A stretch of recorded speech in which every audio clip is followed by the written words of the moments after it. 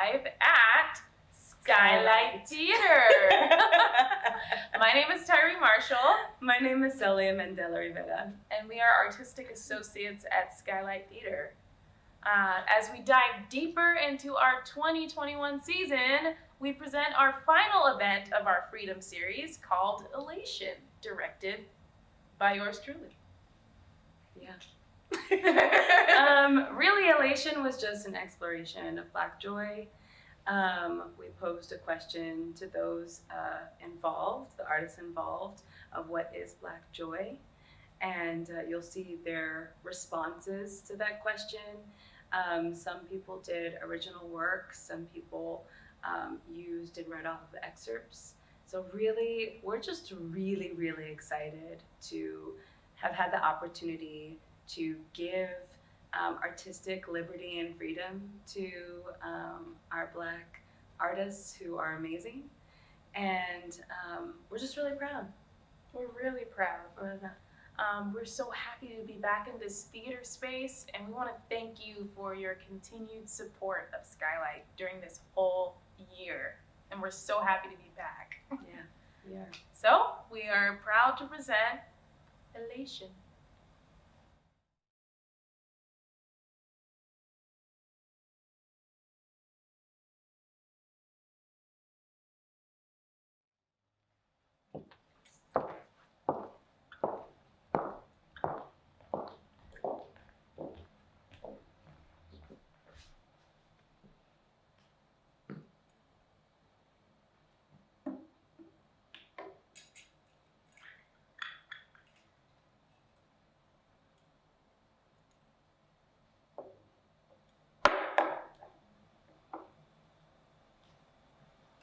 Hi, I'm Zola D, and I am so grateful to be back in this theater, to be in this space, to be present with you in this moment.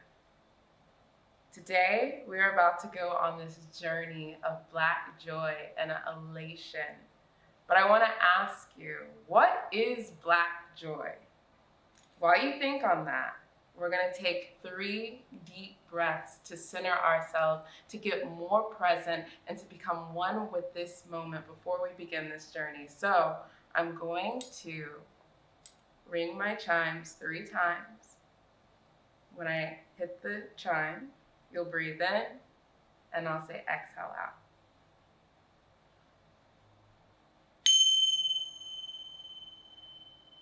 Exhale out.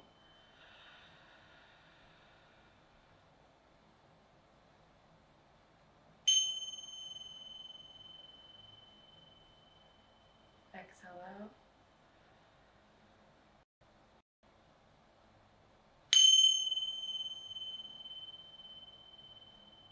Exhale out.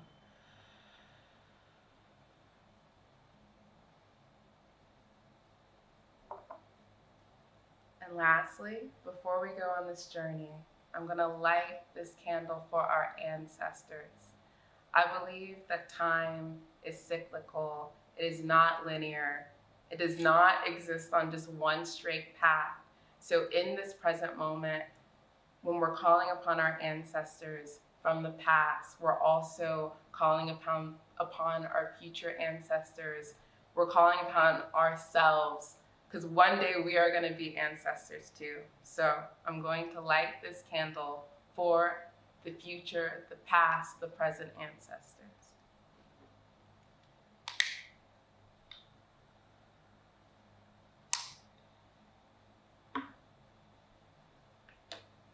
Ashe.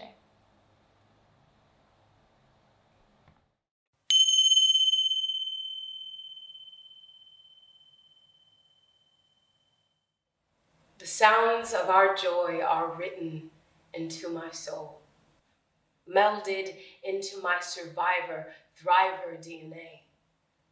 Though the world misuses our gifts, they are etched into my person, hidden like grain in cornrows necessary for survival. And I recount them as I step through spaces attempting to quell it. It shows its face in every sizzle I hear, The sizzle reminding me of a hot comb coming too close to my ear, or a hot pot preparing bountiful meals on a Sunday. A day where we finally got and get to rest, to praise in ways we see and saw fit. I find joy in every click-clack. The click-clack reminding me of sitting between knees and getting those multicolored beads. The beads adorning my interwoven 4C, a backdrop for the symphony. I hear joy in every slam and bam. The slam and bam reminding me of cacophonous games of dominoes, slamming and bamming on a table followed by dime time, then mumbles of defeat and declaration of next in line. I find joy in every slap clap. The slap clap reminding me of patty cake and hip shake from left to right, left, right, left, right, left. It is not for the faint of heart or the unfamiliar. It confuses the untrained ear, but it is my birthright. A recollection of a land I've never known, but never really left, at least not in practice. It is a joyful noise we carry. A joy so full it can't be contained within our physical body. We have to run or clap to cope with the riot of joy within us. It is a joyful noise within us. Even the rise and fall of my breath, a joyful, defiant act. And I stride with pride. With this music abound. I give thanks. I give thanks to the harmonious before and therefore the soundscape of my joy and more.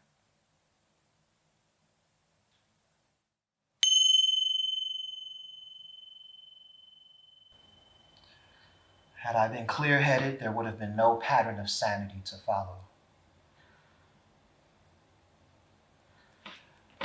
Out of this confusion, I bring my heart, a pale blue crystal, a single rose, a kiss long held for you before the myth of Atlantis was created to challenge the genius of Memphis and Senegal. I long for the occult sciences to inform you of my affections. And if this evidence is insufficient, then let a single dream containing the content of my soul spill throughout your sleep. And from all the nights I have longed for you in a spell of masturbation, take whatever voice I would use to call your name in the sleeping garden. Take whatever suits you, my love. For now.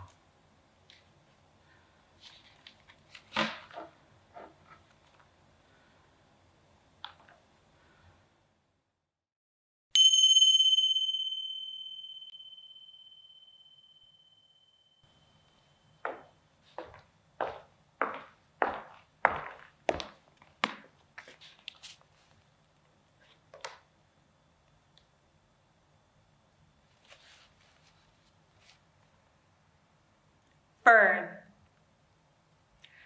Face flowed into her eyes, flowed in soft cream and plaintive ripples, in such a way that wherever your glance may have momentarily rested, it immediately thereafter wavered in the direction of her eyes.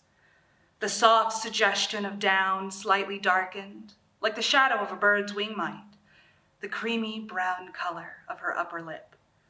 Why, after noticing it, you sought her eyes, I cannot tell you. Her nose was aquiline. If you have heard a Jewish cantor sing, if he has touched you and made your sorrow seem trivial when compared with his, you will know my feeling when I follow the curves of her profile, like mobile rivers to their common delta. They were strange eyes, In this, that they desired nothing. That is, nothing that was obvious and tangible and that one could see. And they gave the impression that nothing was to be denied. When a woman seeks, you will have observed, her eyes deny. Fern's eyes desired nothing that you could give her. There was no reason why they should withhold. Men saw her and fooled themselves. Fern's eyes said to them that she was easy. When she was young, a few men took her, but got no joy from it.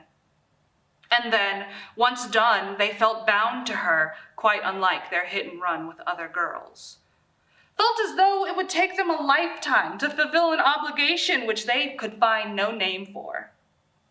They became attached to her and hungered after finding the barest trace of what she might desire. As she grew up, new men who came to town felt, as almost everyone who ever saw her, that they would not be denied.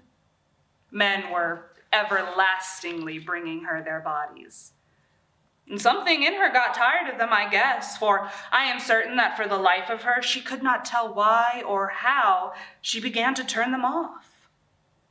A man in fever is no trifling thing to turn away. They began to leave her, baffled and ashamed, yet vowing to themselves that someday they would do some fine thing for her, send her candy every week and not let her know from whom it came, watch out for her wedding day and give her a magnificent something with no name on it, buy a house and deed it to her, rescue her from some unworthy fellow who had tricked her into marrying him. As you know, men are apt to idolize or fear that which they cannot understand, especially if it be a woman. She did not deny them, yet the fact was that they were denied. A sort of superstition crept into their consciousness of her somehow being above them. Being above them meant that she was not to be approached by anyone. She became a virgin. Now, a virgin in a small southern town is by no means the usual thing, if you will believe me. That the sexes were made to mate is the practice of the South. Particularly, black folks were made to mate. And it is black folks whom I have been talking about thus far. What white men thought of Fern, I can only arrive at it by analogy. They let her alone.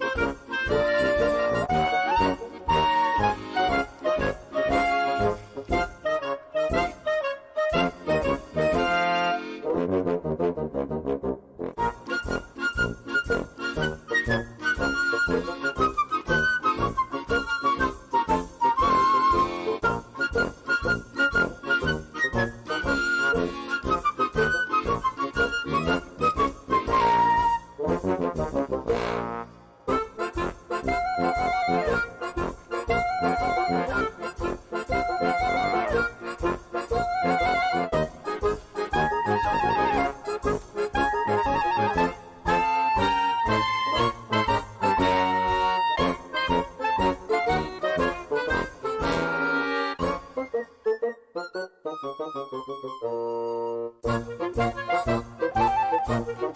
you.